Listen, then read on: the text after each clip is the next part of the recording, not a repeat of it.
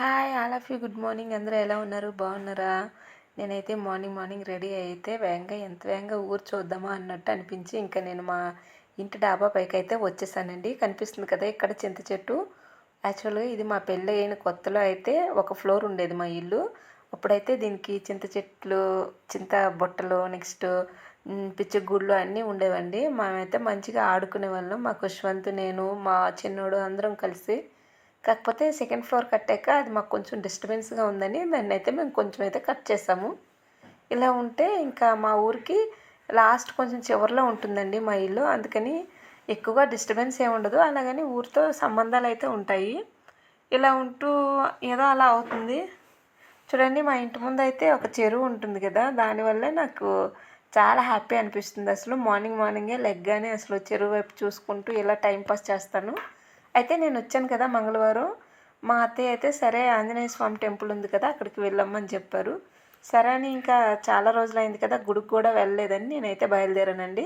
అయితే ఫస్ట్ ఈ పళ్ళెంలో అయితే అన్నీ పేర్చుకున్నాము. తర్వాత ఈ పళ్ళెం చాలా చిన్నదయిందండి. ఇంకా అందులో ఐటమ్స్ పెడుతుంటే అది ఇరుగ్గా అనిపించి ఇంకా అందులో నుండి ఇంకా పెద్ద పళ్ళెం మా అత్తయ్య తీసుకొస్తే అందులో అన్నీ పెట్టుకున్నాను. పెట్టిన తర్వాత ఏమో ఇంకా ఇంకా ప్రసాదాలు కూడా ఉన్నాయి. అవైతే వేరే పళ్ళెంలో పెడతానని చెప్పారు మా అత్తయ్య. నేనైతే తీసుకొని వెళ్ళి టెంపుల్కి వెళ్తున్నానండి. వెళ్తే దారిలో ఇంకా అందరూ ఉంటారు కదా, ఏమమ్మా బాగున్నావా అది ఇది అంటే అవునండి నిన్ననే వచ్చానని అట్లా మాట్లాడుకుంటూ వెళ్తూ ఉంటే మా ఇంటికి దగ్గరలోనే ఒక చెరువు గట్టు పైన ఉంటుందన్నమాట. మా ఇంటి దగ్గర చెరువు ఉందని చెప్పాను కదండి. అవతల వైపు గట్టు మీద అయితే ఈ ఆంజనేయ స్వామి టెంపుల్ ఉంటుందండి. మంగళవారం చాలా ఎక్కువ రష్గా ఉంది. అయితే నేను కొంచెం టైం తీసుకొని వచ్చాను. వస్తే ఇంకా పంతులు గారేమో ఎవరో వేరే వారి కోడలు అనుకున్నారంట. నాకు అడుగుతున్నారు, మీ గోత్రం ఏంటమ్మా అది ఇదని.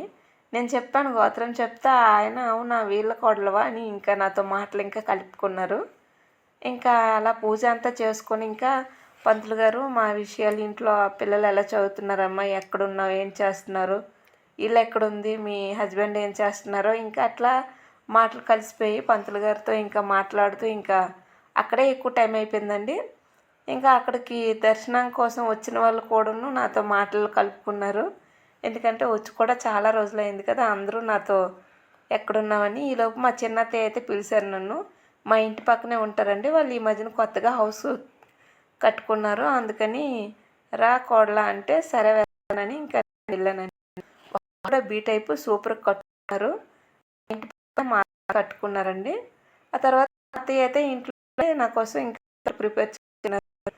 చేపలు వండుతారండి. ఎందుకంటే నేను ఇంకే వెళ్ళిపోయాను కదా, అందుకని కూర ఒకటి, ఇగురు కూర ఉండింది. నెక్స్ట్ ఇంకోటి ఏంటంటే చేపల పులుసు చేసిందండి.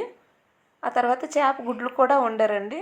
నేను ఇన్ని ఐటమ్స్ తెల్లేని అత్తయ్య అంటే ఒక్కరోజు ఉంటావు కదా అని ఇంకా ఇవన్నీ వండేసాను అని అన్నది.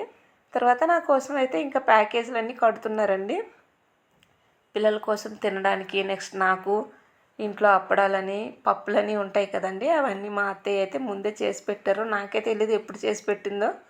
మా అత్తయ్యకి ఓపిక ఎక్కువ అనుకున్నాను. ఇలా ఇవన్నీ ప్యాకేజ్ అయితే మా మరిది అయితే చేస్తున్నారండి. సరే నేను వెళ్ళడానికి కూడా టైం అయింది కదండి. అత్తయ్య మావయ్య ఇద్దరు వచ్చారు.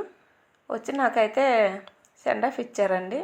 నాకైతే ఒక్కరోజే ఉండి వెళ్ళిపోతున్నాను బాధ అనిపించింది. మన శ్రీకాకుళంలో అయితే నేనైతే ఇక్కడ బస్సు ఎక్కేసానండి. ఎందుకంటే వచ్చినప్పుడు ట్రైన్ టికెట్ దొరికింది కానీ వెళ్ళినప్పుడు నాకైతే టికెట్ దొరకలేదండి. బాయ్.